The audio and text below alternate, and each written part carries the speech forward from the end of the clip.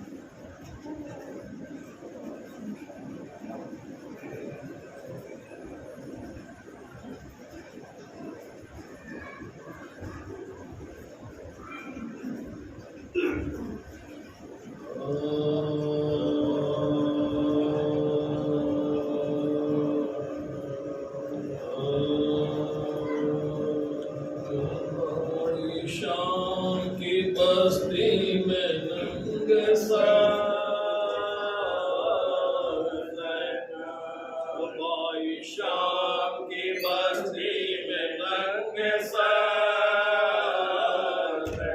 اسیر و مستر و بیتاب نوح گئے اپنا بالوں سے ڈھانپی تھی اونٹ پر نوح کرتی تھی رو رو بچشم پر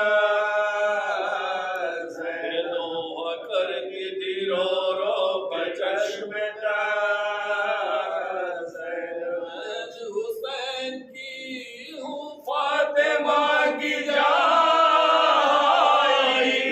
میں کربلا مولا سے لٹ کے آئی میں کربلا مولا سے لٹ کے آئی جاڑ ماریا میں ہو گیا جمع چڑھ گیا علی اکبر سا گل بدن میرا شہید ہر کے شیر سبز ٹان میرا ہے بھائی بے آبا میں بے کفن میرا نبی کی آل کو پہلے جفا نے لوٹ لیا ہمارے کنبے قرن میں خزان لوٹ لیا ہمارے کنبے قرن میں خزان لوٹ لیا ہمارے پیاروں کو مہماں بلا کے مارا ہے اور شاہ کا خنجر سے سر اتارا ہر ایک شہید جفا جشن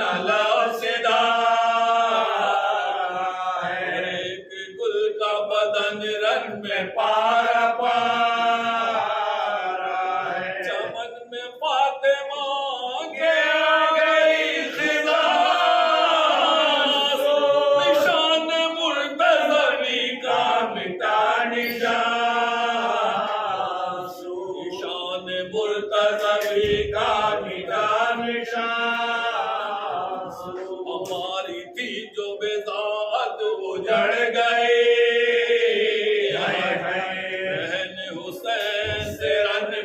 بچھڑ گئی ہماری زیست کی صورت بگڑ گئی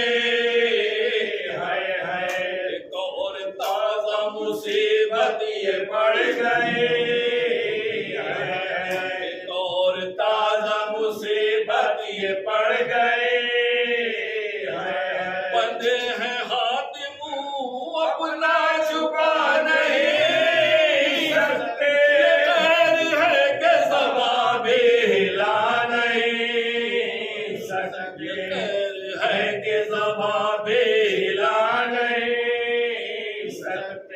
اپنا کاہے سے ڈھانپے ردا نہیں سر پر پائے رہتے ہیں بالوں سے منہ کو شام گزرتے ہیں ہمیں فاتوں پہ فاتحات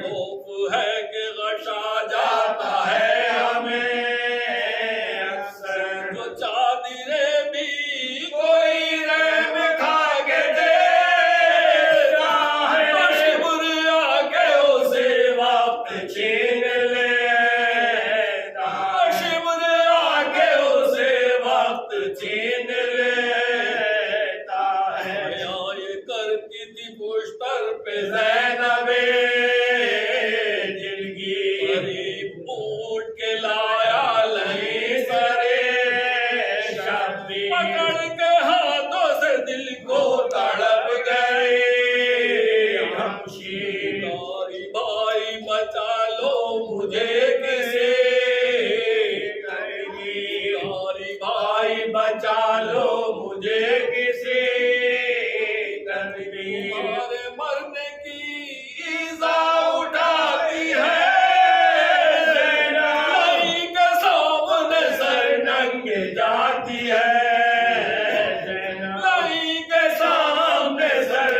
کے جاتی ہے سکینہ بولی کہ اماں بتاؤ میں قربان کس کے سر پہ بھوپی بہن کرتی ہے پکارا باپ کا سر تم کو باپ کا نہیں اتنے روز میں ہم کو بھلا دیا خبر نہیں تمہیں یہ بھوکے پیاسے کا لہو میں غرق نبی کے نواسے کا لہو میں غرق نبی کے نواسے کا سکینہ بالی نے تب ہاتھ جوڑ کر یہ کہا کہ معفو ہو میری تقصیر ہے میرے کہ مجھ سے دم زدہ نے نہ تھا تم کو پہچانا اور اب سے آنکھوں کے مجھ کو نہ کچھ دکھا تماچے شمر کے کھائے بارہا رسل میں ظلم کے بدوالیاں گلا رسل میں ظلم کے بدوالیاں گلا میں نے ہی ہے سر سے ردا جو ستم ہوا تجھ پر اے میری لاڈلی نیزے سے دیکھتا لیے تھے شمر نے کانوں سے جب تیرے تڑپ رہی تھی ہماری بھی رو تڑپ رہی تھی ہماری بھی رو رواں تھے اشک نہ مجھ کو قرار آتا تھا سنا پہ مجھ کو بھی غش بار بار آتا سنا پہ مجھ کو بھی غش بار بار آتا تھا کہہ رہا تھا سر شاش تھے سر اور ننہ سامنے سے پلائے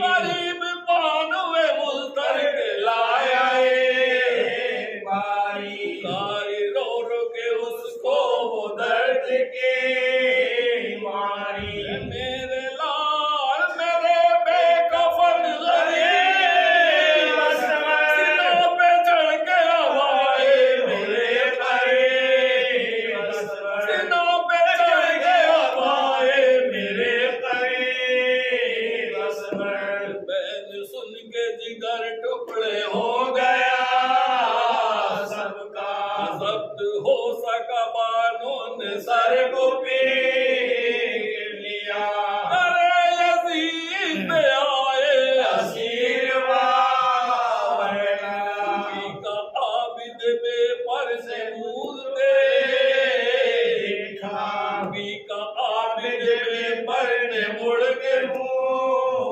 دیکھا وہ بولی دیکھ کے کیوں منہ کو پھیر رہے ہو میں صدقے کا ہے کہ تم شرمسار ہوتے ہو میں صدقے کا ہے کہ تم شرمسار ہوتے ہو نہیں ردا جو میرے سر پہ اس کا غم نہ کرو بلا سے سامنے حاکم کے لے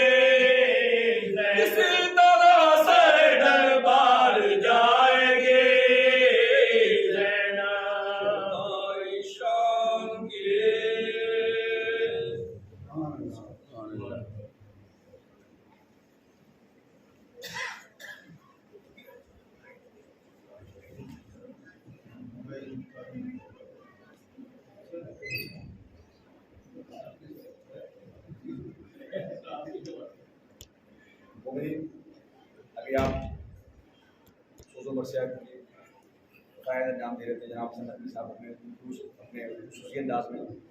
اور اس کے بعد میں گزارش کروں گا کہ ابھی لائٹ نہیں ہے تو مائک کا فی الحال کوئی کام نہیں ہے، تو میں گزار ہوں اپنے بھائی اکبر زیدی صاحب سے کہ وہ آئیں اور آ کر پیشکاری کے فائدہ انجام دیں.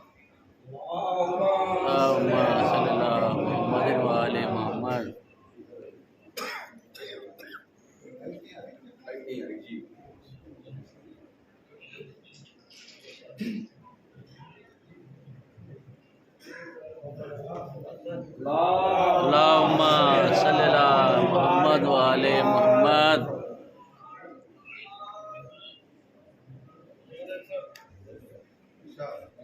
پڑھنے تو کچھ آیا تھا لیکن صاحب نے کہا کہ آپ دوستی کے عنوان سے پڑھ دیجیے.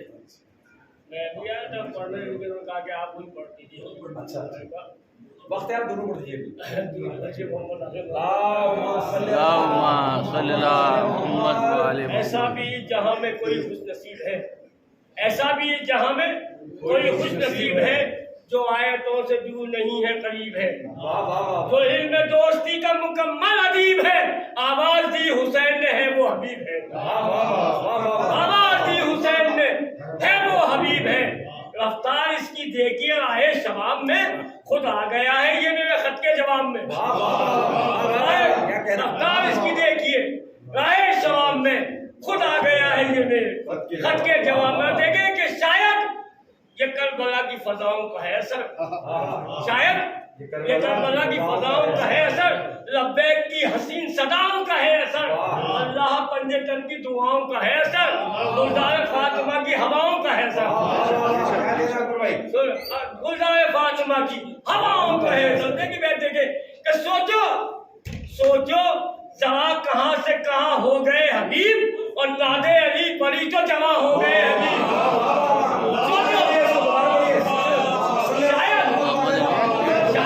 شاید یہ کربلا کی فضاؤں کا ہے اثر، لبیک کی حسین صداؤں کا ہے اثر، اللہ پنجے تن کی دعاؤں کا ہے اثر، گلزار فاطمہ کی ہواؤں کا ہے اثر. سوچو ذرا کہاں سے کہاں ہو گئے حبیب اور ناد علی پری تو جمع ہو گئے حبیب، ناد علی پری تو جمع ہو گئے. دیکھیں کہ چہرہ حبیب کا نقشہ دیکھیں کہ چہرہ حبیب کا جیسے کھلتا ہوا گلاب، پی کر چلا جو نصرت شبیر کی شراب، آغوش میں ضعیف کے خود آ گیا شباب، دیکھا حسین نے تو دینے لگے جواب. ٹھیک ہے سر کہ چہرہ حبیب کا جیسے کھلتا ہوا گلاب، پی کر چلا جو نصرت شبیر کی شراب، آغوش میں ضعیف کے خود آ گیا شباب، دیکھا حسین نے تو دینے لگے جواب. کیا جواب؟ احساس اس کا ہے میرے احساس کی طرح، میرا حبیب ہے میرے عباس کی طرح. احساس اس کا ہے، احساس اس کا ہے میرے احساس کی طرح، میرا حبیب ہے. اب دیکھیں کہ آنکھوں کا رنگ ٹوٹ دیا چہرے پہ جھلیا، بھائی ضعیفی کا رنگ کا کہ آنکھوں کا رنگ ٹوٹ دیا چہرے پہ جھلیا، پھر بھی نگاہ غیر سے پھٹی کی بجلیاں، اور شمع وفا جلائے ہیں طوفان کے درمیان، اور کہتی ہے یہ یزید کے لشکر کی دھجیاں. اچھا ضعیف ہے حالانکہ پیر ہے، خیمے میں یہ کمان کا میدان میں تیر ہے. آنکھوں کا رنگ ٹوٹ دیا چہرے پہ جھلیاں، پھر بھی نگاہ غیر سے پھٹی تھی بجلیاں، اور شمع وفا جلائے ہیں طوفان کے درمیان، کہتی ہے یہ یزید کے لشکر کی دھجیاں. یہ اچھا ضعیف ہے حالانکہ پیر ہے، خیمے میں یہ کمان تھا میدان میں تیر ہے، خیمے میں یہ میدان میں تیر ہے.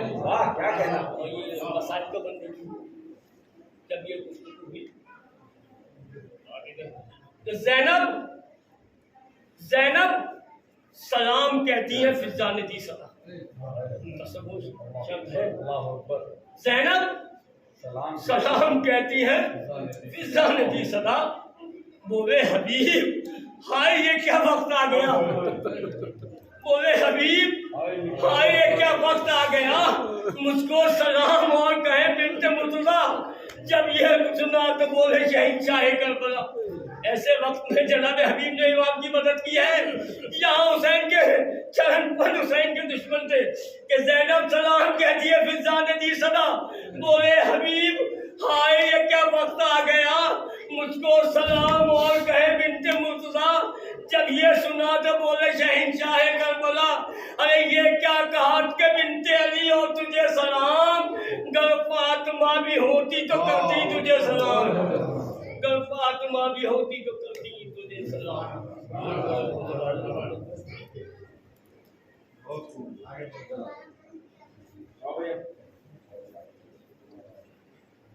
اللہم صلی اللہ محمد والے محمد.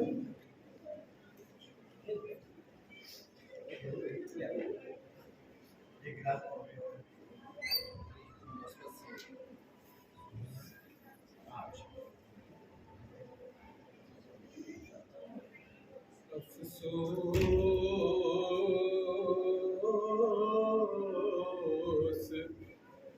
نبی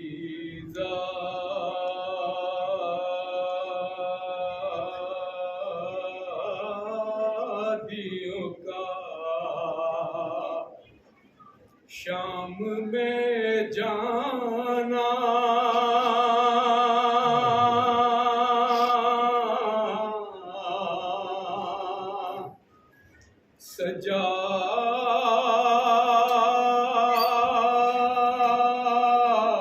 سجاد سے پوچھو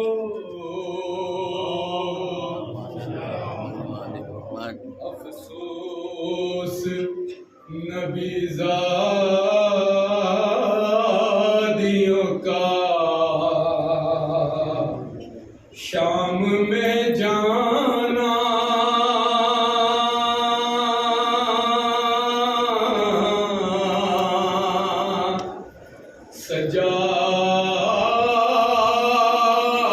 سجاد سے پوچھو سرننگے وہ ماں بہنوں کا دربار میں جانا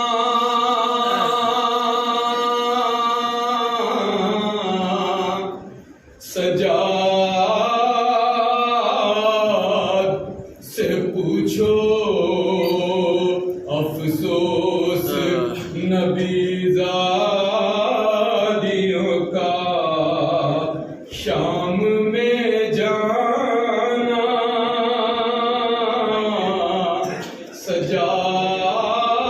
سجاد سے پوچھو چھپتی تھی نبی زادی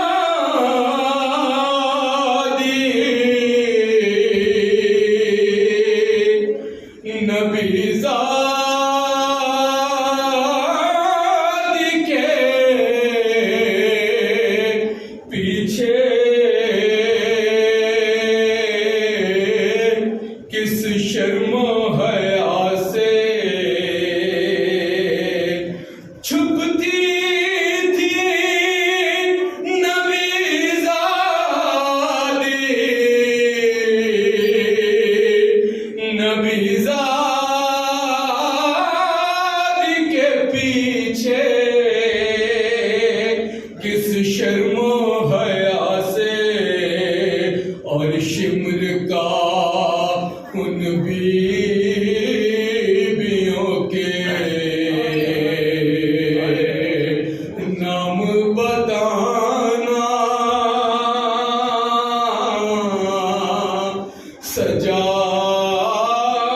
سجاد سے پوچھو افسوس نبی زادیوں کا شام میں جانا سجاد سے پوچھو بیٹھے ہوئے دربار میں سب چھوڑ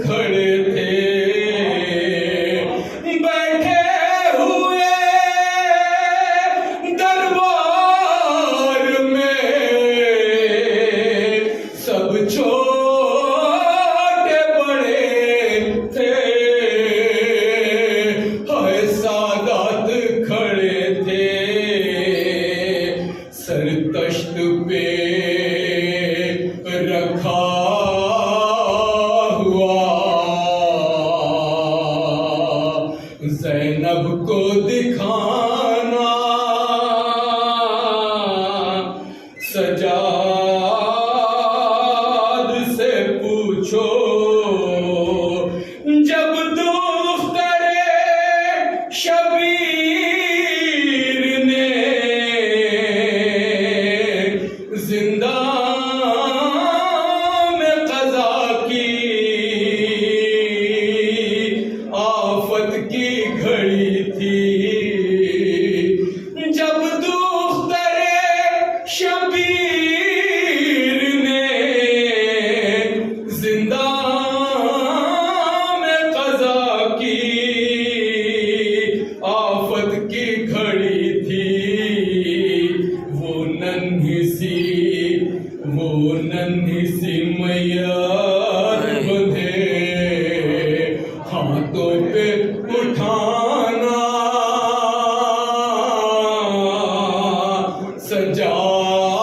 سجاد سے پوچھو جب غسل سکینہ کو وہاں دے چکی غسال سب کا تھا برا حال اس ننھی سی میار پہ نشان رسی کے پانا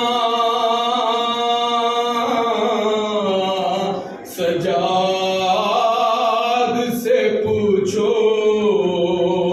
افسوس نبی زادیوں کا شام میں آنا سجاد سے پوچھو سر ننگے وہ ماں بہنوں کا دربار میں جانا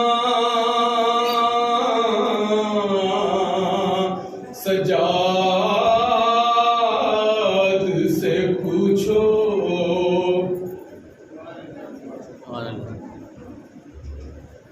ابھی آپ کلام سن رہے تھے شہباز ظاہر صاحب سے، اس سے پہلے آپ نے جناب وحید بن ظاہر کی شان میں بہترین کلام سنا تھا اکبر صاحب سے، اکبر ظاہری صاحب سے، اور میں بنا کسی تمہید کے گزار ہوں مولانا احسان صاحب کا کہ وہ بس ممبر تشریف لائیں۔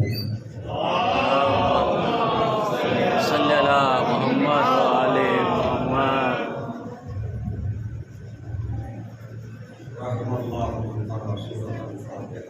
بسم اللہ الرحمن الرحیم۔ اللہم صلی اللہ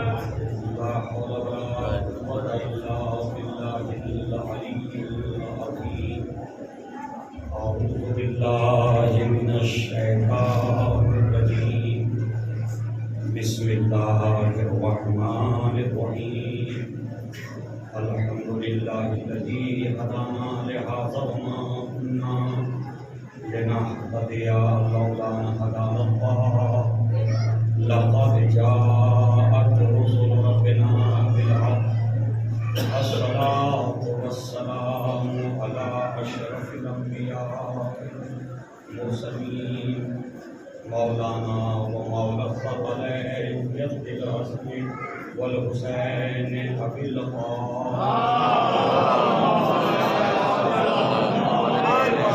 والسلام علی اہل بیتہ الطیبین الطاہرین المعصومین المظلومین المنتجبین المنتخبین ولعنۃ اللہ علی اعدائہم منکر فضائلہم وغاصب حقوقهم وقاتليهم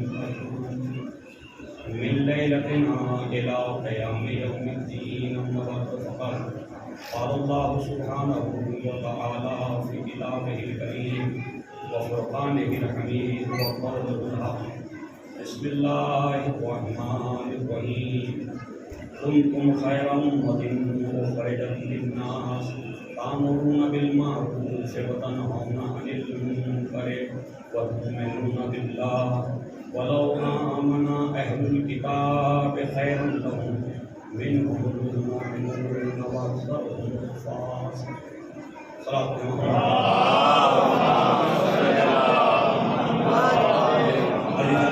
آج یہ اس خمسہ مجالس کی دوسری مجلس ہے اور جس آئے واضح ہدایت کی تلاوت کا شرف حاصل کیا خدا وجہ اس آیت کے اندر امت مسلمہ کی شان بیان ہو رہا ہے، ارشاد ہو رہا ہے کہ خیر امتی تم کے معنی جو ہے یہاں پر وہ بے معنی ماضی کے نہیں ہیں بلکہ وہ زمانے کے نہیں ہیں، بلکہ کانا بے معنی شان کے ہے کہ تمہاری شان یہ ہے کہ تم ایک اچھی امت ہو، اخرجت للناس، اور ہم نے تمہیں لوگوں کے لیے پیدا کیا، لوگوں کے لیے ہم نے تمہیں وجود عطا کیا، اور اس شان کی اور خیر امت ہونے کی جو علامتیں ہیں وہ کیا ہیں؟ تأمرون بالمعروف ہے کہ تم اچھائیوں کا حکم دیتے ہو، وتنہون عن المنکر اور تم برائیوں سے روکتے ہو۔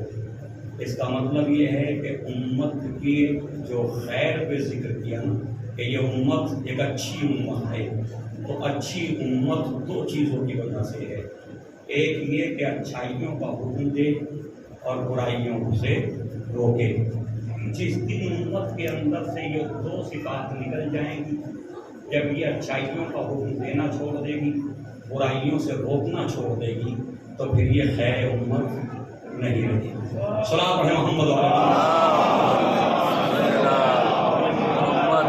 قرآن نے یہ دو صفتیں بیان کی ہیں کہ تم اس وقت تک ایک اچھی امت ہو جب تک تمہارے درمیان اچھائیوں کا حکم دینے والے، اچھائیوں پہ عمل کرنے والے، نیکیوں پہ عمل کرنے والے اور برائیوں سے روکنے والے موجود۔ تو عزیزان گرامی، امر بالمعروف نہی عن المنکر ایک شرعی فریضہ ہے، اور یہ فریضہ ہر مسلمان کے اوپر واجب ہے، ہر کلمہ گو کے اوپر واجب ہے کہ وہ انسانوں کو حق کی طرف بلائے، کار خیر کی دعوت دے اور برائیوں سے روکے۔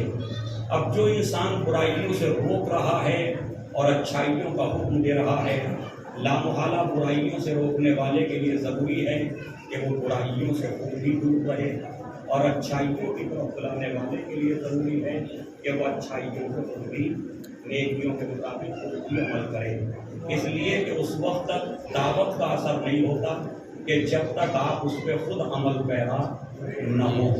جب انسان خود عمل کرتا ہے اور عمل کرنے کے بعد دوسرے کو اس نیک عمل کی دعوت دیتا ہے تو اس کی زبان میں اثر پیدا ہوتا ہے، اور جب وہ خود برائی سے روکتا ہے اور دوسرے کو برائی سے روکتا ہے تب انسان اس کے کردار کو دیکھ کر کے اس کی زبان کے اثر کو قبول کرتا ہے۔ صلاۃ پڑھیں محمد صلی اللہ محمد وعلى محمد۔ آپ نے اکثر مشاہدہ کیا ہوگا کہ ہم مومنین آپسی میں جب کوئی ہمیں کوئی بات کرتا ہے، کچھ کہتا ہے، تو ہم کہتے ہیں کہ آپ ہی قوم سے اچھے ہیں۔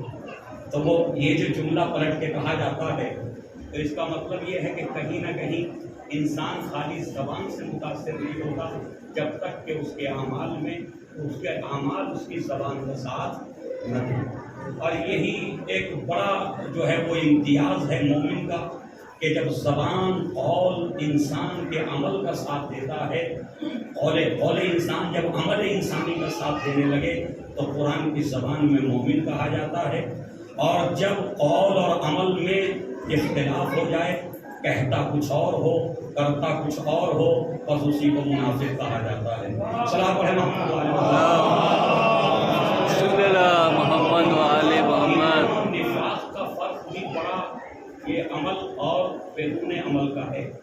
جو قول کے ساتھ قول کے مطابق اعمال انجام دیں وہ مومن، اور جو قول کے مطابق اعمال انجام نہ دیں وہ منافق۔ سورہ منافقون میں منافقین کے لیے کہا گیا اے میرے حبیب یہ کہتے کہ ہم گواہی دیتے ہیں کہ تم اللہ کے رسول ہو، تو گواہی دے رہے ہیں نا منافقین کہ تم اللہ کے رسول ہو، ہم گواہی دے رہے ہیں۔ کون گواہی دے رہے ہیں؟ منافقین کہ تم اللہ کے رسول ہو۔ قرآن کہہ رہا انہم لکاذبون، یہ جھوٹے ہیں۔ قرآن کیا کہہ رہا کہ یہ جھوٹے ہیں، کہہ رہے ہیں زبان سے کہ ہم گواہی دیتے ہیں آپ اللہ کے رسول ہیں، لیکن قرآن کہتا کہ یہ جھوٹے ہیں اپنے قول میں.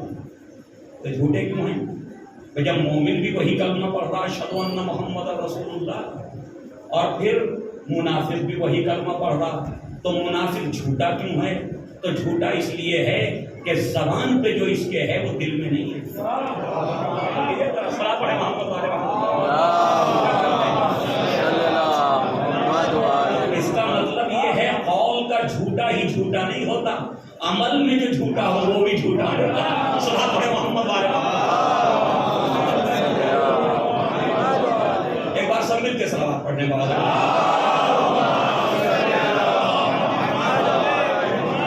اور پھر آخر میں آیت کا جملہ یہ ہے وَتُؤْمِنُونَ بِاللَّهِ, اور تم اللہ پہ ایمان لائے ہو. یعنی یہ خیر امت ہونے کی دلیل ہے کہ تم اللہ پہ ایمان لائے ہو. اس آیت میں دو جملے اور ہیں, چھوٹے سے اس کا ترجمہ کر دوں. ارشاد ہو رہا ہے وَلَوْ آمَنَا أَهْلُ الْكِتَابِ, اگر اہل کتاب بھی ایمان لے آتے, اگر اہل کتاب بھی ایمان لے آتے لَكَانَ خَيْرًا لَهُمْ, تو یہ ایمان لانا ان کے لیے خیر و برکت کا باعث ہوتا. کس کے لیے؟ اہل کتاب, کیونکہ وہاں اہل کتاب بھی موجود تھے جب قرآن نازل ہوا. اہل توریت بھی تھے اور اہل انجیل بھی تھے.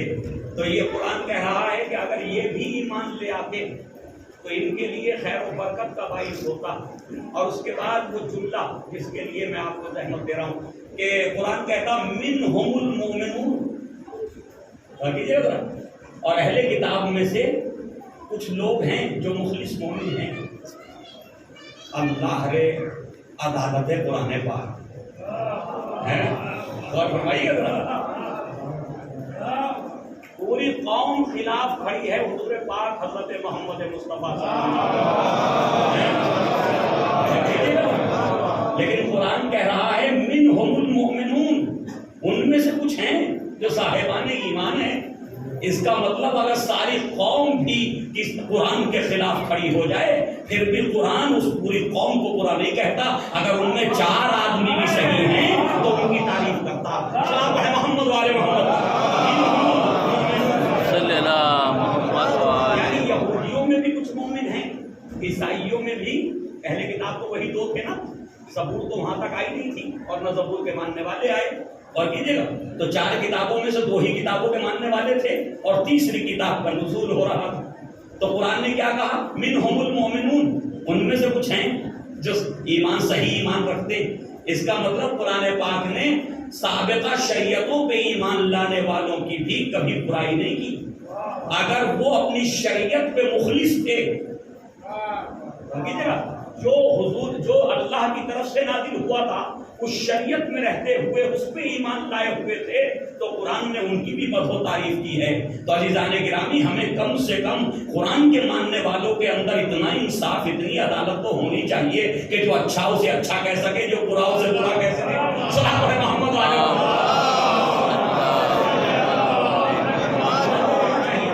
کہ جو اچھا ہے, جس کے اندر جو صفات حسنہ ہیں اس کی تعریف کی جا سکے, اور جو برا ہے اس کو برا کہا جا سکے.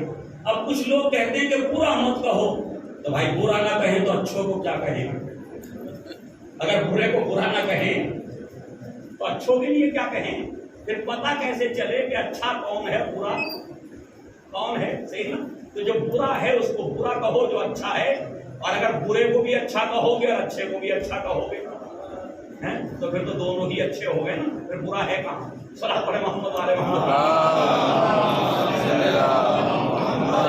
آخری فقرہ ہے اس آیت کا وَأَكْثَرُهُمُ الْفَاسِقُونَ, اور کہتے اکثرهم الفاسقون. لیکن اہل کتاب میں اکثر فاسق ہیں, کافر نہیں کہا جی, اکثر فاسق ہیں, کافر نہیں کہا. فاسق اور کافر میں فرق ہے نا. کافر اسے کہتے ہیں جو منکر ہو جائے دین کا, شریعت کا, رسالت کا, نبوت کا, الوہیت کا. منکر ہو جائے تو کافر کہلاتا ہے, لیکن اسی دین پہ رہ کر کے دین کے مطابق عمل نہ کرے تو فاسق کہلاتا ہے. صلاۃ ہے محمد علیہ وسلم.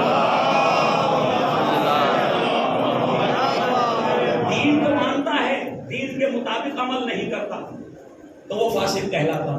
اچھا فاسق کے لیے قرآن نے کہا کہ اگر کوئی فاسق تمہارے پاس خبر لے کر کے آئے، فاسق ان جاء بنبئ، اگر کوئی فاسق تمہارے پاس کوئی خبر لے کر کے آئے، فتبینوا، تو پہلے تحقیق کر لو. دے گا یہ فاسق کے لیے کہا گیا قرآن میں. ان جاء فاسق بنبئ، اگر فاسق کوئی خبر لے کر کے آئے، فتبینوا، تو پہلے تحقیق کر لو. کیوں کہ یہ فاسق ہے. اور فرمایا ایسا نہ ہو کہ اس کی خبر کہیں امت میں تفرقہ پھیلا دے. ایسا نہ ہو کہ اس کی کوئی خبر امت میں تفرقہ پھیلا دے، مومنین میں اختلاف کرا دے، مومنین میں نزاع ہونے لگے، جھگڑے ہونے لگے. تو لہذا اگر وہ جھوٹ بولتا ہے، وہ شراب پیتا ہے، وہ دین پہ عمل نہیں کرتا، تو اس کی خبر پہ پہلے تحقیق کرو کہ اس کی خبر صحیح ہے یا صحیح نہیں ہے. تو فاسق کافر کو نہیں کہتے، فاسق جو ہے وہ مسلمان ہوتا ہے. اور اصطلاحی طور پہ فاسق مومن بھی کہلاتا. سلام ہے محمد والے یا ایھا الذین آمنوا، جہاں جہاں قرآن میں آیا جس نے کلمہ پڑھ لیا سبھی کو کہا جائے گا، چاہے وہ فاسق ہو، چاہے وہ شرابی ہو، چاہے وہ جواری ہو، سب کے لیے ہم کہیں گے جی مومن ایمان ہے. لیکن قرآن بتا رہا کہ ایمان جب تک ایمان عمل کا ساتھ نہیں دے گا اس وقت تک ہم اسے مومن تسلیم نہیں کریں گے. مومن صرف وہ ہے کہ جس کا قول، جس کا جو ہے وہ یعنی اس کی زبان اس کے عمل کا ساتھ دے. صلاۃ پڑھیں محمد والے محمد.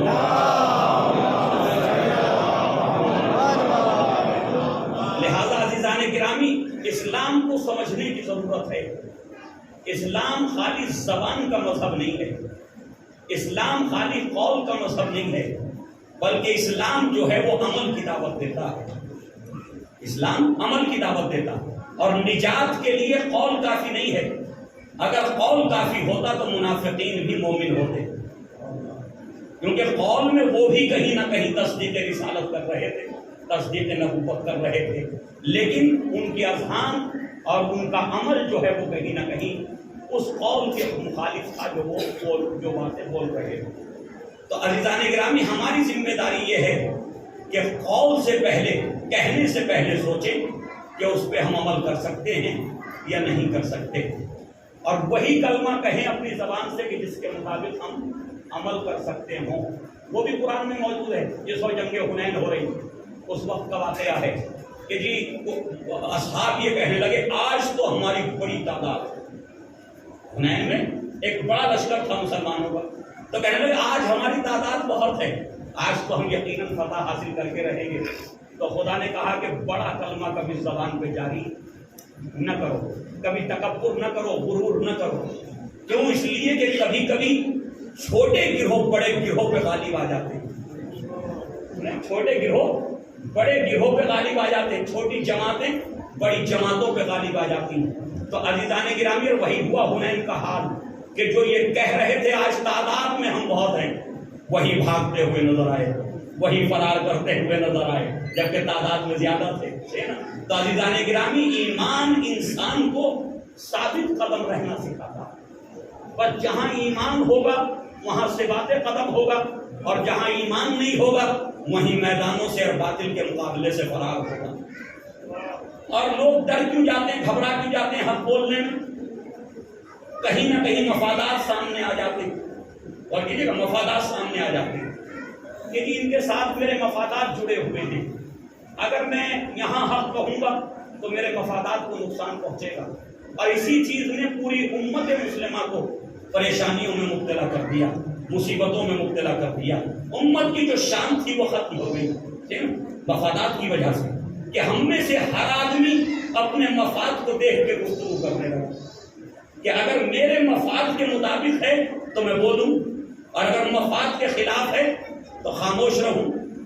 آپ جو میرے مولا حضرت علی علیہ السلام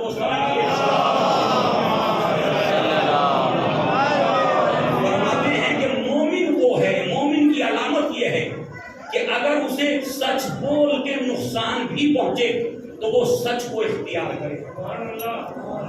سچ بول کے اگر نقصان بھی پہنچ رہا ہو تو وہ سچ کو اختیار کرے.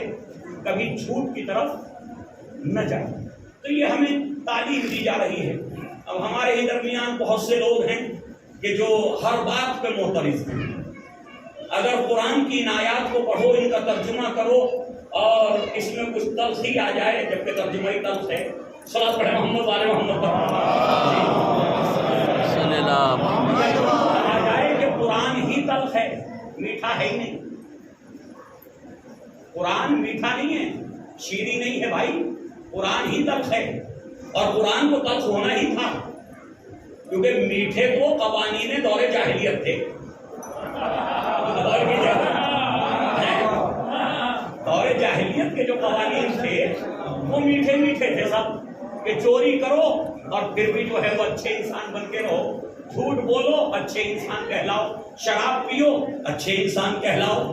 لیکن قرآن تو ان کی مذمت کرنے کے لیے نازل ہوا تھا، ان عادات و اطوار کو دور کرنے کے لیے نازل ہوا تھا. اس بیماری کا علاج لے کر کے آیا تھا کہ تمہارے اندر جو یہ بیماریاں پیدا ہو گئی ہیں کہ تم بیٹیوں کو زندہ کر کے بھی باغیرت کہلاتے ہو، باحیا کہلاتے ہو. یعنی بے غیرت کو باغیرت کہا جانے لگا. اور کیجیے ذرا، اور یاد رکھیے کہ اس طرح کا معاشرہ جب جب بنا ہے، جب جب معاشرہ بنا ہے، تب جو ہے وہ انسانیت پامال ہوئی ہے. تب انسانیت پامال ہوئی ہے. تو انسانیت کو پامال کرنے میں دور جاہلیت نے کون سی کسر چھوڑ دی؟ بچیاں دفن ہونے لگی، قبیلوں کی جنگیں 70 سال ہوتی تھی. اور وجہ کیا ہوتی تھی؟ یہ تاریخ پڑھیے، تاریخ پڑھ کے دیکھیے کہ اوس اور خزرج کے درمیان جو مدینے کے دو بڑے قبیلے تھے، ان میں 70 سال جنگیں چلتی رہی. بچے میدان جنگ میں پیدا ہوتے تھے، وہیں پروان چڑھتے تھے، وہیں فنون جنگ سیکھتے تھے، وہیں کسی خاندان کے مقابلے میں لڑتے ہوئے مارے جاتے تھے. اور وجہ جو ہے سبب کیا بیان کیا، ریزن کیا ہے؟ ریزن صرف اتنا تھا کہ جی تمہارے قبیلے کے اونٹ نے ہمارے قبیلے کے حوض میں پانی کیوں پیا؟ اور تمہارے قبیلے کے اونٹ نے ہمارے قبیلے کے حوض میں پانی کیسے پی لیا؟ اب اس میں جنگ ہو رہی 70 سال، 50 سال، 20 سال جنگیں ہو رہی. تو اندازہ کیا آپ نے؟ تو اسلام نے اسی لیے تو کہا کہ اگر کسی کی بات کوئی ناگوار بھی آپ کو لگے تو معاف کرنے کا جذبہ پیدا کرو. محمد والے محمد لینا انسان کا یہ کمال تھوڑی، بدلہ لینا کمال نہیں ہے.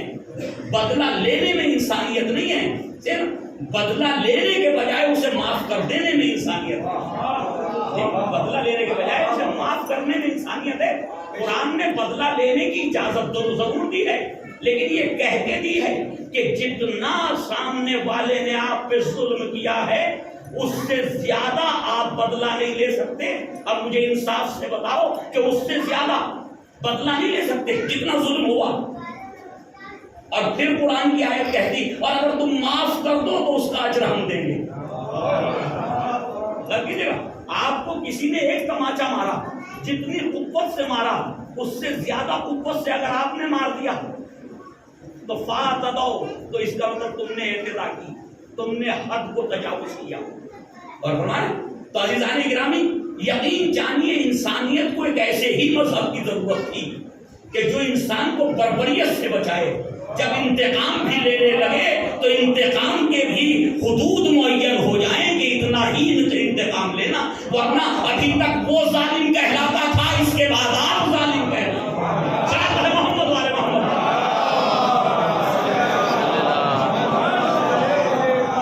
عزیزان گرامی، اب ہمارا اپنا معاشرہ، ہم سب کو اسلام کی دعوت دے رہے ہیں، کار خیر کی دعوت دے رہے ہیں. ہم چاہتے ہیں سب شیعہ ہو جائیں، اچھی بات ہے، ہو جائیں سب راہ حق پہ آ جائیں. ذرا ایک فرق بیان کر دوں بس محبت کے حوالے سے، محبت اہل بیت کے حوالے سے. اگر ہمارے درمیان کوئی اہل سنت بھائی آ جائیں مجلس میں تو میرے جیسا ایک طالب علم پوری مجلس اس لیے پڑھ دیتا کہ شاید یہ آج ہی ہم بارگاہ میں اپنے تشیعوں کا اعلان کر کے رہے. صحیح ہے نا؟ ایسے ہی ہے نا؟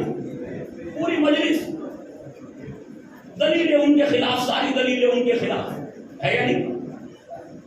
بھائی میں کہہ رہا ہوں کہ حضور پاک حضرت محمد مصطفیٰ کتنے سال میں اسلام پہنچایا حضور نے؟ ذرا بتائیے کتنے سال لگے حضور پاک کو مسلمان لوگوں کو مسلمان بنانے میں؟ قرآن کتنے سال نازل ہوا؟ کتنے سال میں نازل ہوا جی؟ کتنے سال میں؟ 23 سال 23 سال کی تبلیغی زندگی حضور پاک کی جی. تو اگر حضور پاک بھی جلدی کرتے کہ بھئی تمہیں سنا تو دیا ہے تب ایمان کیوں نہیں لاتے؟ تو عزیزان گرامی 23 سال میں اسلام پہنچا، 23 سال میں قرآن نازل ہوا، تو کم سے کم سیرت رسول ہی پہ عمل کر لے. 23 مجلس سے سنا دے پھر توقع کرنا ہے.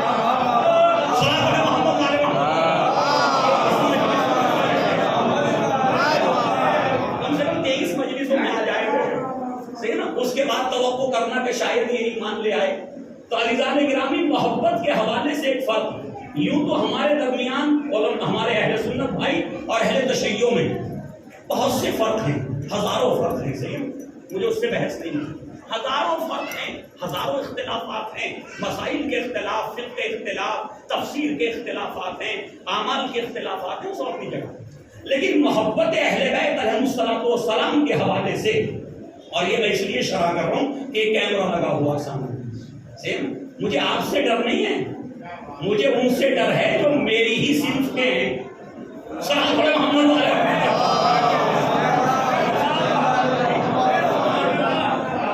مومنین سے کوئی خطرہ نہیں ہے. مومن کو تو نیچے ممبر سے اتر کے بھی سمجھا سکتا ہوں، لیکن اسے کیا سمجھاؤں جو سمجھ کر کے مخالفت کرے. سلام علیہ محمد والے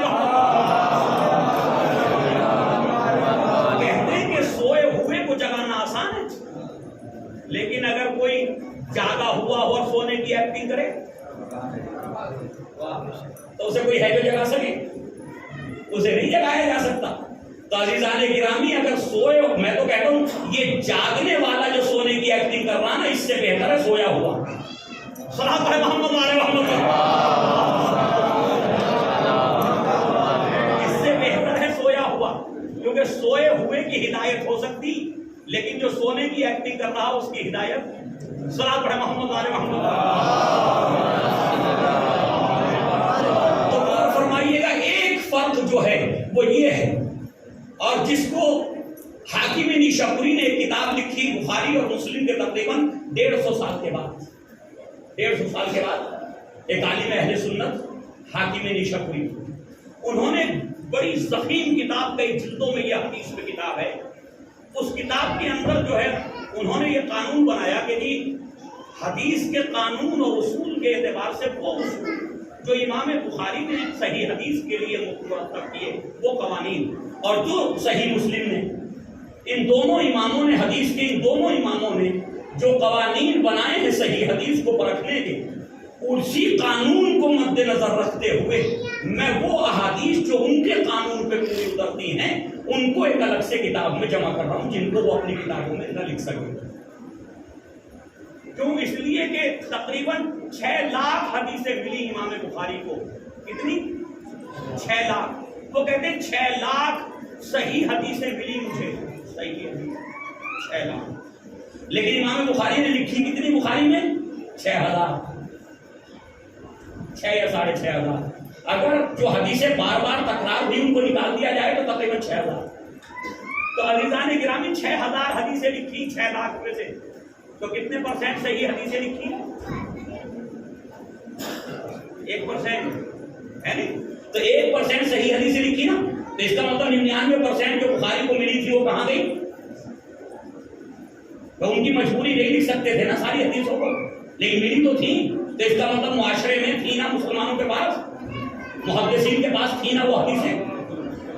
اسی لیے حاکم نیشاپوری کو ضرورت محسوس ہوئی کہ وہ صحیح حدیثیں کہ جو امام بخاری اور امام مسلم نہیں لکھ سکے، ان کے پاس وقت نہیں تھا کہ 6 لاکھ حدیثوں کو لکھتے تھے، لہذا اس میں سے جو ان کے قانون پہ پوری اترتی ہیں ان کو الگ سے کتاب میں جمع کرو. تو اس کتاب کا نام رکھا انہوں نے المستدرک علی الصحیحین.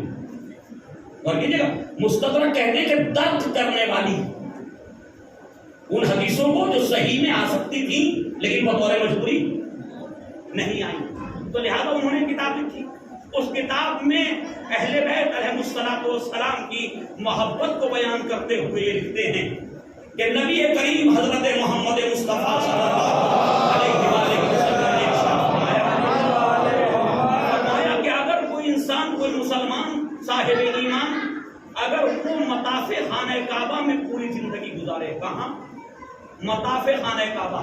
یہ مطاف کسے کہتے ہیں؟ اپنے بچوں اور جوانوں کے لیے عرض کر رہا ہوں، حضور جانتے ہیں ماشاءاللہ. مطاف کہتے ہیں جس جگہ پہ ہم طواف کرتے ہیں. خانہ کعبہ کے جو وہ ہے بنا ہوا جو عمارت ہے اس کے چاروں طرف کی جگہ کو مطاف خانہ کعبہ کہتے ہیں. اب مطاف خانہ کعبہ میں پوری زندگی وہاں رہے اور قائم اللیل ہو، صائم النہار ہو، دن میں روزہ رکھتا ہو اور رات میں عبادتیں کرتا ہو، نمازیں ادا کرتا ہو، تلاوت کلام الہی کرتا ہو، ہر وقت سجدے کرتا ہو، رکوع کرتے ہو، پوری زندگی اس عالم میں گزارتے، اس حالت میں گزارتے. وہاں کہاں گزار رہا؟ مطاف خانہ کعبہ میں. صحیح نا؟ اگر جب یہ دنیا سے جائے، اگر اس کے دل میں ذرہ برابر بھی آل محمد کا بغض رہ گیا، آل محمد کا اگر ذرہ برابر بغض دل میں رہ گیا، ایسی حالت میں کہ ساری زندگی کہاں عبادت کی؟ مطاف خانہ کعبہ میں، خانہ کعبہ کے صحن میں کھڑے ہو کر کے اگر ذرہ برابر بغض اس کے دل میں رہ گیا آل محمد کے لیے، تو اس کا جنت جانا تو بہت دور کی بات ہے، اسے جنت کی خوشبو بھی نصیب نہیں ہوگی. صلوات پڑھیں محمد والے اسے جنت کی خوشبو بھی نصیب نہیں ہوگی. ایک بار اور مل کے صلوات پڑھیں.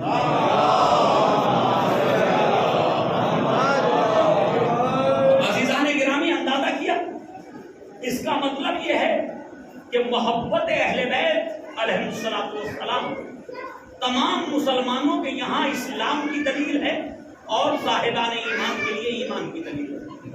مسلمان نہیں ہو سکتا بغیر محبت اہل بیت کے، اور صاحب ایمان نہیں ہو سکتا بغیر محبت اہل بیت کے.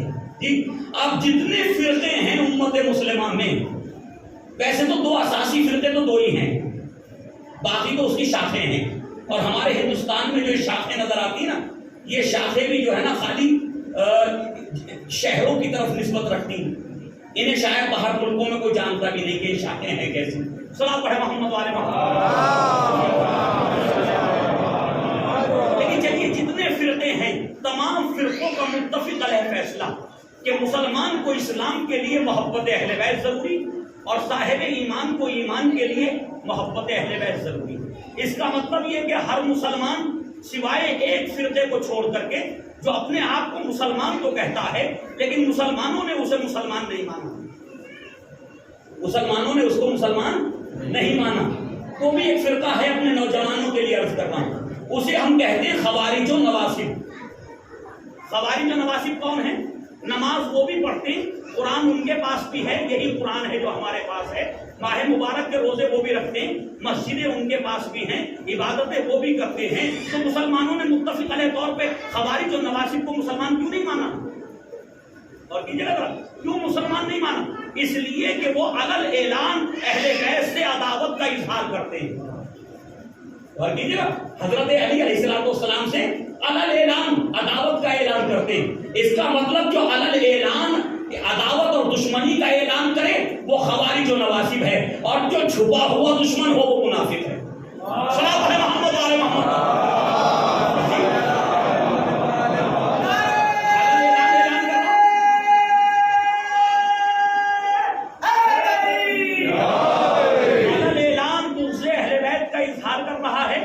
مسلمان نہیں مانا گیا. اس کا مطلب نمازوں سے کوئی مسلمان نہیں ہوگا، روزوں کی وجہ سے کوئی مسلمان نہیں ہوگا، ورنہ نمازیں سب پڑھ رہے ہیں، روزے وہ بھی رکھ رہے ہیں، ٹھیک ہے نا، سب کچھ کر رہے ہیں، ساری عبادتیں کر رہے ہیں. اس کا مطلب امت مسلمہ کا فیصلہ ہے کہ مسلمان وہی ہوگا، اسی کو مانیں گے جو آل محمد سے محبت کرتا ہے. صلوات علی محمد وعلی محمد.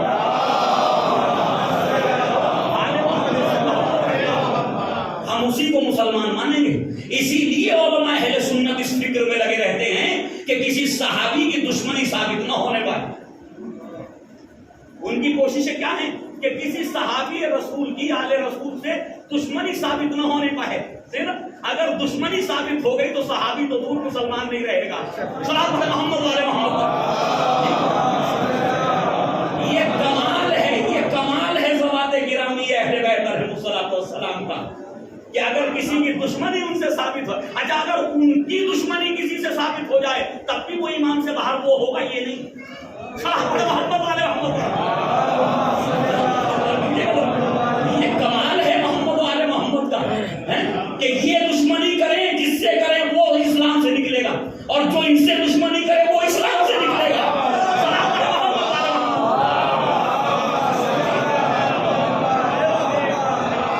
اب وہ جو باریک سا فرق ہے محبت میں وہ سن لیجیے. تو عزیزان گرامی اب انہیں ہم کیا کہیں محبت رکھتے ہیں اہل بیت سے اور اظہار محبت کر رہے ہیں تو کیا کہا جائے گا؟ محبان اہل بیت یہ کہیں گے نا. اس کا مطلب یہ ہے کہ دنیا کا ہر مسلمان نواسی و خوارج کو چھوڑ کر کے اہل بیت علیہ الصلوۃ والسلام سے محبت کرتا ہے محبت رکھتا ہے یہی نا. اچھا اب وہ بھی محبت رکھتے ہیں اور ہم بھی اہل بیت سے محبت رکھتے ہیں. دونوں رکھتے ہیں نا. تو دونوں کے لیے ایک ہی لفظ استعمال ہوگا محبان اہل بیت. تو بھائی سوال یہ کہ ان میں اور ہم میں فرق کیا ہے؟ وہ بھی محب میں بھی محب. اور یہ جگہ تو فرق صرف اتنا ہے ہم میں اور ان میں کہ وہ محبت کرتے ہیں محبت کو واجب سمجھتے ہیں لیکن اطاعت اہل بیت کو واجب نہیں سمجھتے. اور ہمارے یہ صرف محبت کے حوالے سے فرق بیان کر رہا ہوں میں کہ جتنے بھی امت مسلمہ میں فرقے ہیں تو مسلمان کہلاتے ہیں لا الہ الا اللہ محمد رسول اللہ کہتے ہیں وہ محبت اہل بیت کو واجب سمجھتے ہیں اپنے اسلام کے لیے ضروری سمجھتے ہیں لیکن وہ اطاعت اہل بیت کو واجب.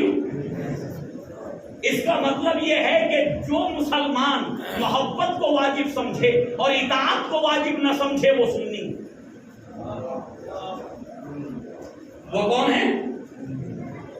جو محبت کو واجب سمجھے اور اطاعت اہل بیت کو واجب. وہ کون ہے؟ وہ ہمارے اہل سنت بھائی ہیں وہ سنی ہیں.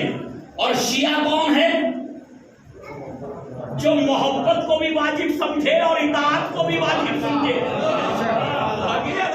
اس کا مطلب ابھی جو ہمارے درمیان کچھ ایسے ہیں محبت تو کرتے اطاعت نہیں کرتے اس کا مطلب انہیں سنیوں کو شیعہ بنانے سے اچھا ہوگا پہلے ان کو شیعہ بنا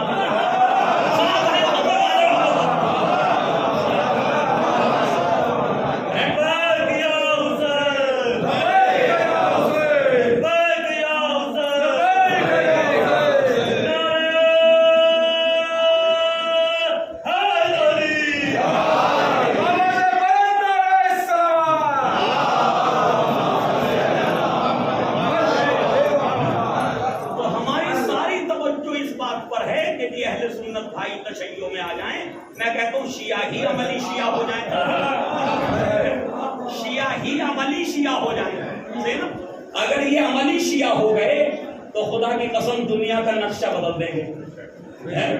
عملی شیعہ ہونے چاہیے. 4 تھے حضرت علی کے زمانے میں جو کامل الایمان جنہیں کہا جائے ان 4 کے نام موجود ہیں.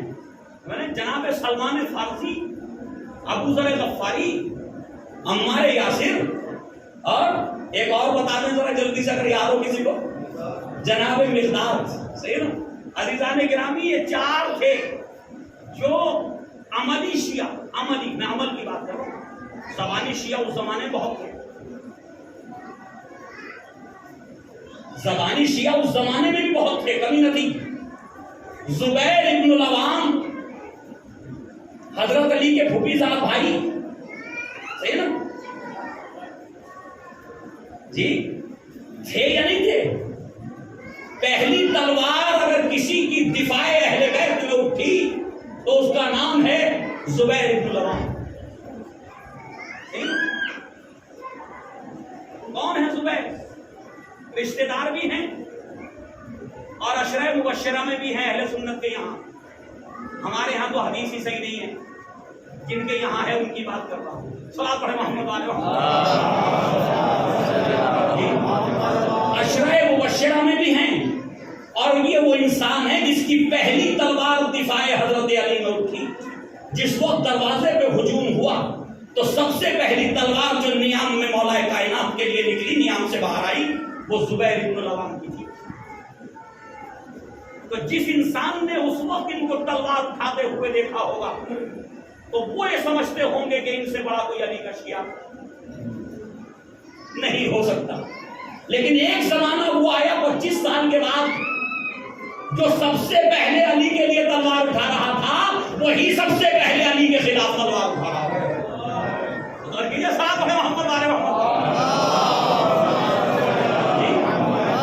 وہی سب سے پہلے حضرت علی کے خلاف تلوار اٹھا. جنگ جمل میں مقابل میں آئے نہیں آئے اور تو مقابل میں آ گیا. تو بھائی یاد رکھیے کہ کسی کا پیدا شیعہ ہو جانا وہ کافی نہیں ہے.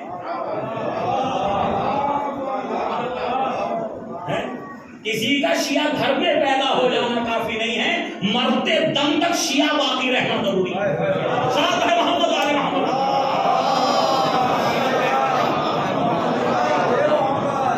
جی گھر میں شیعہ گھر میں پیدا ہو گیا، خاندان شیعہ، فیملی شیعہ ہے، تو وہ کافی نہیں ہے.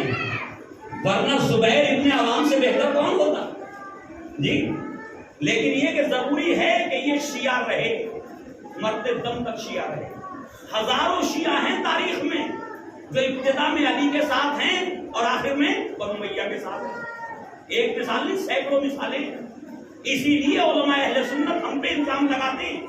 وہ یہ کہتے ہیں کہ یہ لوگ سب شیعہ تھے پہلے، بعد میں جو ہے یہ علی کے خلاف آ گئے، بعد میں جو ہے یہ علی کے شیعہ تھے، بعد میں انہوں نے امام حسین کو بلایا، ان کو قتل کر دیا. تو بھائی ایک بات یاد رکھیے گا، اسلام ہو یا شیعت ہو یا اہل سنت بھائیوں، نا جو بھی مسلمان ہے، اسلام کسی ایسی چیز کا نام نہیں ہے کہ یہ کہا جائے کہ بس یہ اسلام ہے، یہ اسلام ہی رہے گا. نا کیفیتوں کا نام ہے، ایمانی کیفیتیں ہیں. جب تک وہ کیفیتیں، وہ صفات اس کے اندر پائی جاتی ہیں تو مومن ہوتا. جیسے ہی وہ صفات اس سے جدا ہو جاتی ہیں وہیں سے وہ منافق ہوتا. تو شیعہ کے معنی ہے پیروی کرنے والا، محبت رکھنے والا، صحیح نا، اطاعت کرنے والا. تو مجھے انصاف سے بتاؤ، جس نے علی کے خلاف تلوار کھینچ لی، جس وقت تلوار کھینچی اسی وقت شیعت سے خارج ہو گیا. اسی وقت شیعت سے خارج ہو گیا نا جی، اسی وقت اسلام سے خارج ہو گیا. تو چاہے وہ اہل سنت میں سے رہے ہوں یا اہل تشیع میں سے. اسی لیے میں ہمیشہ فیصلہ دیتا ہوں منبر سے، وہ یہاں بھی دینا چاہتا ہوں کہ یہ اہل سنت بھائی کہتے ہیں شیعوں نے قتل کر دیا امام حسین کو، ایسے ہی ہے نا، اور اہل تشیع کہتے ہیں اہل سنت نے قتل کر دیا. جبکہ میں اپنے اہل سنت بھائیوں سے اگر یہ آواز پہنچے تو ان سے گزارش کرنا چاہتا ہوں کہ اگر ہم یہ دیکھنا چاہیں کہ ان کا طریقہ عمل کیا تھا، وہ کس طرح سے عبادتیں کرتے تھے، تو شاید ان کا طریقہ عمل آپ سے مل جائے، شیعوں سے نہ ملے. ایک طریقہ یہ بھی پہچاننے کا کون کہاں ہے، کیسا ہے. تو شاید ان کی عبادتوں کے طریقے آپ کے مطابق ہوں، ان کے عقائد، ان کے افکار، ان کے نظریات آپ ہی میں سے پائے جائیں. لیکن اس کے باوجود بھی میں آپ سے کہنا چاہتا ہوں کہ جب شرط یہ ہے کہ محبت اہل بیت سے مسلمان ہوگا، محبت اہل بیت رکھے گا تو شیعہ ہوگا. تو اس کا مطلب جس دن مسلمان نے محبت اہل بیت کو چھوڑ دیا اس دن وہ مسلمان نہیں رہا. جس دن شیعہ نے محبت اہل بیت کو چھوڑ دیا، اطاعت آل رسول کو چھوڑ دیا، اس دن وہ شیعہ نہیں رہا. تو اس کا مطلب کربلا میں جو امام کے مقابل میں تلواریں کھینچے کھڑے، نہ وہ سنی تھے نہ وہ شیعہ تھے. صلاۃ ہے محمد والے محمد. نہ وہ سنی تھے اور نہ وہ شیعہ تھے. شیعہ ہوتے تو امام حسین کی پیروی کرتے، امام سے محبت کرتے. اہل سنت سے ہوتے تو ان کے یہاں بھی محبت ضروری، وہ بھی امام حسین سے محبت کرتے. اس کا مطلب بغض کا پایا جانا بتا رہا ہے کہ نہ سنی ہے نہ شیعہ. تو یہ جھگڑے ختم کرو. تم بھی ایک مرتبہ اعلان کر دو کہ جو امام کے مقابل میں آیا وہ مسلمان نہیں تھا. ہم بھی اعلان کیے دیتے ہیں جو امام کے مقابل میں آیا وہ مسلمان نہیں تھا.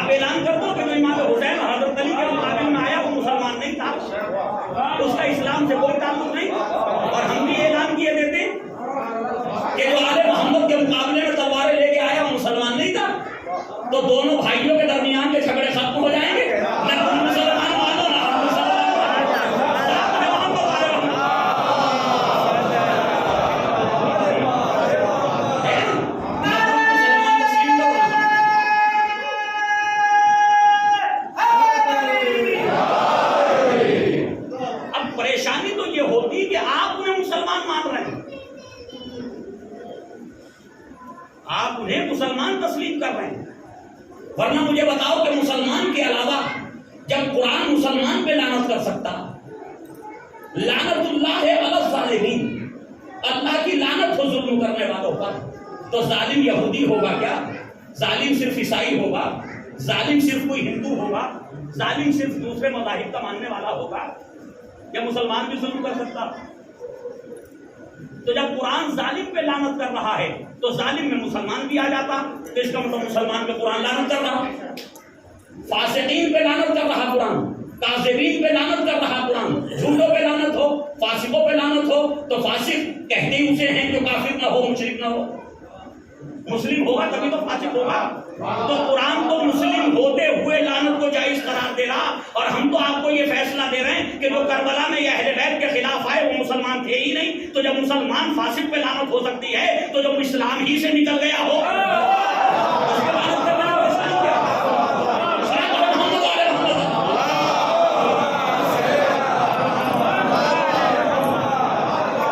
اسلام ہی سے نکل گیا ہو، جب بے دین مسلمان پہ قرآن لعنت کر رہا ہے تو جو اسلام میں نہیں اس پہ لعنت کرنے میں پریشانی کیا؟ کوئی پریشانی ہے؟ لیکن ان کو پریشانی ہے۔ اچھا کہتے ہیں یہ شیعہ تھے کوفے کے اندر، شیعوں نے بلایا تھا، صحیح نا؟ یہ بات ہے کیونکہ وقت ختم ہو رہا ہے، جب یہاں آ گئے تو کہا کہ شیعوں نے بلایا تھا، شیعوں نے قتل کر دیا، اب شیعہ ہی گریا کر رہے ہیں، رو رہے ہیں، صحیح ہے نا، ماتم کر رہے ہیں، یہ سب کچھ کر رہے ہیں۔ چلیے اچھی بات ہے، شیعوں نے بلایا تھا، شیعوں نے قتل کر دیا۔ ہمارے اندر اتنا شعور تو ہے کہ اگر وہ شیعہ بھی تھے تو ہم ان سے نفرت کرتے ہیں؟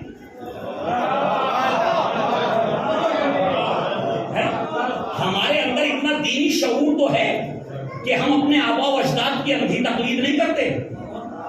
اگر وہ ہم میں ہی سے تھے تمہارے بقول، تو ہم تو ان سے بھی نفرت کر رہے ہیں۔ ارے جب ہم میں سے تھے تو آپ کو تو بدرجہ اولا نفرت کرنی چاہیے۔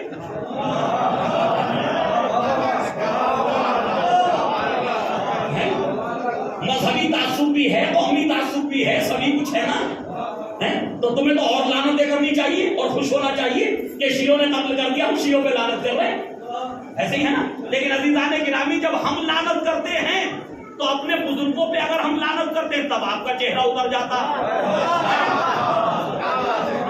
ہم اپنے بزرگوں پہ لعنت کرتے تب آپ کا چہرہ اتر جاتا، تب آپ پریشان ہو جاتے ہیں، ایسے ہی ہے نا۔ اور بھیا قتل دو ہوئے، ایک تھوڑی ہوا، قتل تو دو ہوئے نا، ایک اکیلا قتل تھوڑی ہے، ایک مدینے میں قتل ہوا اور ایک کربلا میں ہوا،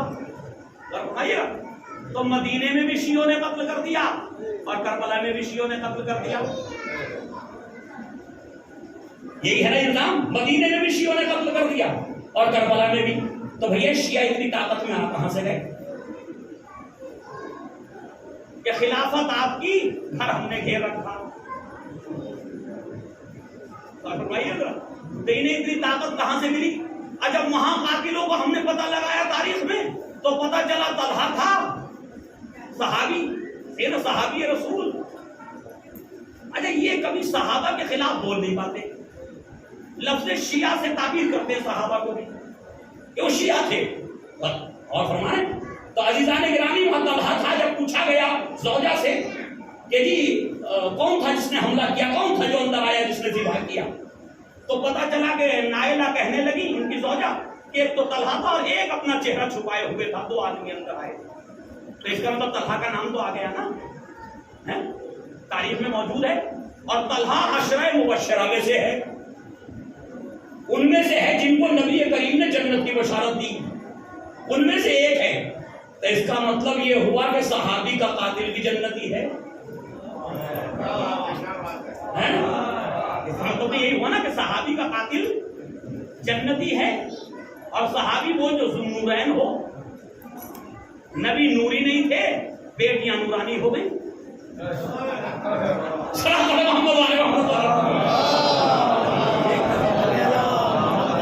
نبی نوری نہیں، وہ خود تو خاکی ہیں، ہمارے جیسے بشر ہیں، بیٹیاں ہی تو بیٹیوں میں اتنا نور آ گیا کہ جس نے شادی کر لی وہ ذوالنورین ہو گئے۔ واہ کمال کی سیاست ہے، صلاۃ محمد علیہ وسلم۔ اگر قاتلوں کا تاریخ سے پتہ لگائیں تو پتہ چلتا وہاں طلحہ قاتل تھا، سب نے لکھا، سارے مورخین نے لکھا. تو نہ تو حسن و حسین تھے وہاں، نہ عمار یاسر تھے وہاں، سلمان فارسی موجود نہ تھے، ابو ذر غفاری نہ تھے، مرداد نہ تھے، کوئی حضرت علی کے چاہنے والوں میں سے نہ تھا. تو وہاں بھی قتل کرنے والے کا نام موجود ہے. اور یہاں یزید کے حکم سے شمر تھا، خولی تھا، صحیح نا، یہ سب ناہنجار تھے، یہ سب تھے. تو ادھر بھی تاریخ نے نام لکھے. آؤ ایک میدان میں سب جمع ہو جاتے ہیں، جمع ہونے کے بعد لعنت کرتے ہیں کہ جنہوں نے مدینے میں قتل کر دیا وہ بھی ان پہ بھی لعنت ہو، اور جنہوں نے کربلا میں قتل کر دیا ان پہ بھی لعنت ہو. لیکن تمہارے اندر اتنا بھی حوصلہ نہیں کہ تم ہمارے ساتھ مل کے دونوں کے قاتلوں پہ لعنت کر سکو. تمہارے اندر حوصلہ نہیں ہے. کیوں؟ اس لیے کہ کہیں نہ کہیں محبتیں تو قاتلوں کے ساتھ ہیں. صلاۃ علی محمد والے محمد کی محبتیں قاتلوں کے ساتھ ہیں. جی آپ کہیں نہ کہیں دلوں میں ان کی الفتیں لیے بیٹھے ہیں کہ جنہوں نے قتل کیا، ورنہ کیا پریشانی ان پہ لعنت کرتے ہیں. جبکہ آپ کے ائمہ نے لعنت کی. احمد ابن حنبل کے بیٹے عبداللہ ابن احمد، انہوں نے اپنے باپ امام احمد ابن حنبل سے پوچھا، چوتھے امام ہیں اہل سنت کے فقہ میں، ان سے پوچھا کہ بابا یزید پہ قرآن میں نے پڑھا، سارا پورا قرآن پڑھ لیا، کہیں یزید پہ لعنت کی آیت نہیں آئی، تو کیا آپ قابل لعنت سمجھتے ہیں؟ تو امام احمد ابن حنبل نے کہا ہاں میرے لال قابل لعنت ہے، یزید قابل لعنت ہے. تو کہا وہ کون سی آیت ہے جس سے آپ ثابت کرتے ہیں کہ یزید قابل لعنت ہے؟ تو ایک مرتبہ امام احمد ابن حنبل نے وہ آیت پڑھی، الذین یؤذون اللہ، جو اللہ رسول کو، اللہ اس کے رسول کو اذیت پہنچاتے ہیں، لعنہم اللہ، اللہ نے اس پہ لعنت کی ہے. کن پہ لعنت کی ہے؟ جو اللہ کو اذیت پہنچائیں اور اس کے رسول کو اذیت پہنچائیں، تکلیف پہنچائیں. اب انہوں نے کہا کہ یزید نے امام حسین کو قتل کیا. امام حسین علیہ السلام محبوب تھے نبی کریم کے، آپ ان کے رخساروں کے بوسے لیتے تھے، انہیں دوش پہ سوار کرتے تھے. تو بیٹا حسین کے قتل سے نبی کو اذیت پہنچی یا نہیں پہنچی؟ امام حسین کے قتل سے نبی کو اذیت پہنچی یا نہیں پہنچی؟ پہنچی نا. کہاں پہنچی؟ کہا تو قرآن تو کہہ رہا جو اللہ اور رسول کو اذیت پہنچائیں وہ قابل لعنت ہے، قرآن ان پہ لعنت کر رہا. تو میں یہاں سے استدلال کرتا ہوں کہ یزید قابل لعنت ہے. تو نہ آپ اپنے ائمہ کی مانتے ہیں، نہ علماء کی مانتے ہیں، نہ حق پسندی آپ کو پسند ہے تو کرے کیا. بس عزیزان گرامی، کل انشاءاللہ دیکھیے بیچ میں نے اس لیے آج گفتگو کی کہ نوجوانوں کو بھی سوشل میڈیا کا زمانہ تھوڑا سا کچھ ذہن میں ہونا چاہیے. صلاۃ پڑھنا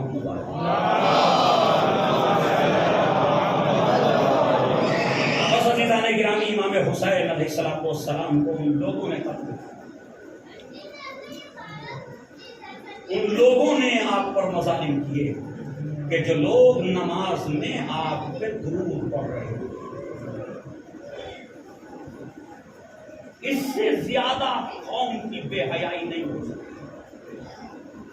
کوئی نماز ایسی نہیں نبی کے زمانے سے لے کر کے اور آج تک جس میں تشہد میں آل محمد کا درود نہ پڑھا. تو کیا کربلا میں جو فوجی یزیدی نمازیں ادا کرتی اس میں درود ہے یا نہیں ہے نا؟ کس پہ درود پڑھ رہے ہیں؟ اللہم صلی علی محمد و آل محمد وافضل ما صلیت و بارکت و بارکت علی ابراہیم و علی آل ابراہیم. تو پہلے کیا ہے؟ محمد و علی آل محمد. تو صلوات پڑھ رہے ہیں. نماز کا جز ہے جن کی محبت، وہ نماز بھی پڑھ رہے ہیں اور پانی بھی بنتی ہے. وہ رحمتوں کے نزول کی دعا بھی کر رہے ہیں اور مظالم بھی اٹھا رہے ہیں. دادا کیجیے آپ، جیسا دشمن امام حسین کو ملا، خدا نہ کرے کسی کو اتنا جاہل دشمن، اتنا جاہل دشمن خدا نہ کرے کسی کو.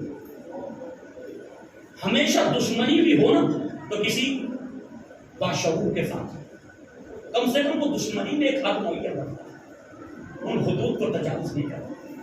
لیکن جہالت اس قدر جو ہے وہ امت میں راسخ کر دی گئی تھی، امت کو جاہل رکھا گیا، معرفت اہل بیت سے دور رکھا گیا، اس قدر دور رکھا گیا کہ مجھے انصاف سے بتاؤ کم سے کم تاریخ متفق علیہ اہل سنت تاریخ یہ کہتی کہ 45,000 کا لشکر تھا کم سے کم فوج یزیدی کا.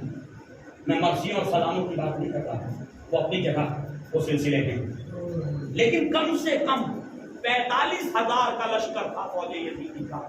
और इधर कितने अफराद थे? 72। उन 72 में कैसे हैं? सब जवान नहीं है, सब जो हैं उस एज के नहीं हैं जिस एज में इंसान शमशीर जनी करता है, जिस एज में जंगे लड़ता है। इसमें बुजुर्ग भी हैं, ऐसे ऐसे बुजुर्ग जैसे हबीब इब्न मज़ाहिर, मुस्लिम इब्न औसजा, अम्र इब्न सुवैद। हबीब इब्न मज़ाहिर के लिए रिवायात कहती हैं कि आपकी भवें आपकी पलकों पे, आपकी आंखों पे आ गई थी, ज़ईफ़ी की वजह से, उम्र दराजी की वजह से। जब गए हैं ना मैदान, तो अपने रुमाल से पहले भवों पे रुमाल बांधा ताकि देख सके। अम्र इब्न सुवैद कूफे का मौलवी, कूफे के मदरसे में पढ़ाते थे, बहुत सही। मुस्लिम इब्न औसजा, ये वो हज़रात हैं जो मोहम्मद हज़रात थे, कबीर उस्सिन थे। लेकिन अज़ीज़ान गिरामी, उन 72 के खिलाफ पानी भी बंद कर दिया गया, उन 72 को 3 दिन भूखा प्यासा भी रखा गया। उसमें छोटे छोटे बच्चे भी थे, उसमें जवान भी थे, उसमें नौजवान थे और उसमें बुजुर्ग भी थे। तो ये 45,000 का लश्कर क्या इन 72 के लिए कम था? फरमाइए, क्या इन 72 के लिए कम था? कि जुल्म पे जुल्म, हर रोज एक नया जुल्म हो रहा, हर रोज एक नया जुल्म सामने आ रहा। और अज़ीज़ान गिरामी, जिहालत की ये हालत हो गई कि इधर इमाम हुसैन अलैहिस्सलाम की शहादत हुई, सर नौ के नेज़ा पे बुलंद हुआ। मुझे इंसाफ से बताओ, अब इन बीवियों से फौजे यजीदी को कौन सा खतरा है? अब इन छोटे छोटे बच्चों से जो भूखे हैं, प्यासे हैं, इनसे कौन सा खतरा है फौज को? क्या ये तलवारें लेकर मैदान में आ जाएंगे या कोई ये जिहाद करेंगे? नहीं। लेकिन उसके बाद अब रिवायात कहती कि खेमों में आग लगा दी गई, एक नया जुल्म, खेमों में आग लगा दी गई। हमीद इब्न मुस्लिम कहता, जब खेमे जल रहे थे ना, जब एक खेमा जला तो बीवियां उस खेमे से निकली, दूसरे खेमे में चली गई। जब दूसरे खेमे में आग लगी, बीवियां उस खेमे से निकली, तीसरे खेमे में चली गई। बीवियां खेमे बदल रही थी, खेमे जलते जा रहे थे। हमीद इब्न मुस्लिम कहता, मैंने देखा कि जब सारे खेमे जलने लगे तो एक मर्तबा आले रसूल के बच्चे उन खेमों से ऐसे घबराए हुए निकले जैसे तस्बीह के टूटने पे दाने बिखर जाते हैं। अरे बच्चों को समझ में ना आता था कि कोई किसी सिमत में जा रहा था, कोई किसी सिमत में जा रहा था, कोई भाई को सदा दे रहा था, कोई चचा को पुकार रहा था। अजीजों, ये सुनना बहुत आसान है, लेकिन कभी थोड़ी देर के लिए मैदान करबला में अपने जहन को ले जाओ और फिर सोचो कि वहां क्या हो गया। हाँ अजीजों, रिवायात कहती हैं कि एक मर्तबा हमीद इब्न मुस्लिम घोड़े को पानी पिलाने के लिए आगे बढ़ा और उसने अजीब मंजर देखा कि छोटी सी बच्ची, 4 साल बच्ची, दामन में आग लगी है, दामन में आग लगी हुई है और वो बाबा बाबा कहती हुई, हुसैन हुसैन कहती हुई कभी मख्तल में किसी सिमत जाती, कभी किसी सिमत में जाती है। एक मर्तबा हमीद इब्न मुस्लिम ने अपने घोड़े को छोड़ दिया, करीब आया और एक मर्तबा जनाब सकीना के करीब आके चाहता था कि आग बुझाए। एक मर्तबा जैसे करीब होना चाहा, अजीजों अहले बैत ने कितना ख्याल रखा है काम शरीयत का, ऐसे आलम में भी जनाब सकीना ने उससे कहा, शेख तुम नामहरम है, मेरे करीब हुसैन की बेटी सकीना, मैं हुसैन की बेटी सकीना हूँ, मेरे करीब ना आना। एक मर्तबा वो कहने लगा, हमीद इब्न मुस्लिम कहता, मैंने कहा बच्ची है शहजादी, मैं तो तुम्हारे दामन की आग बुझाना चाहता हूँ। कहा अगर तू मुझ पर रहम नहीं करना चाहता तो बस ये बता दे कि यहाँ से नजफ के लिए कौन सा रास्ता है, यहाँ से नजफ के लिए कौन सा रास्ता जाता है। एक मर्तबा शेख कहता, मैंने पूछा बीवी आप नजफ का जाके क्या कीजिएगा? कहा कि मेरे दादा को जब कोई मोमिन बुलाता है तो मदद के लिए आते हैं, और मैं दादा से जाके शिकायत करूंगी, दादा बाबा मारे गए, भाई कत्ल कर दिए गए, चचा के लातू कलम हो गए, दादा खूबियों के सरों में चांदरे नहीं है, दादा मदद के लिए आइए। आज ही तो रिवायात कहती कि अभी तो ये शाम गरीबा का मंजर था, शाम गरीबा का मंजर था। एक मर्तबा जनाब ज़ैनब ने बच्चों को शुमार करना शुरू किया, तो खुदा करे कि चंद आंसू हमारी आंखों से निकल आए। बच्चों को शुमार करना शुरू किया, जली हुई खेमों की राख के करीब बीवियां बैठी। अब जो बच्चों को शुमार किया तो बच्चों में सकीना नजर नहीं आई। जब बच्चों में सकीना नजर ना आई तो ज़ैनब तड़प गई, ऐ बहन उम्मे कुलसूम, अरे भाई की इकलौती बेटी सकीना नजर नहीं आती। मेरे माजाए ने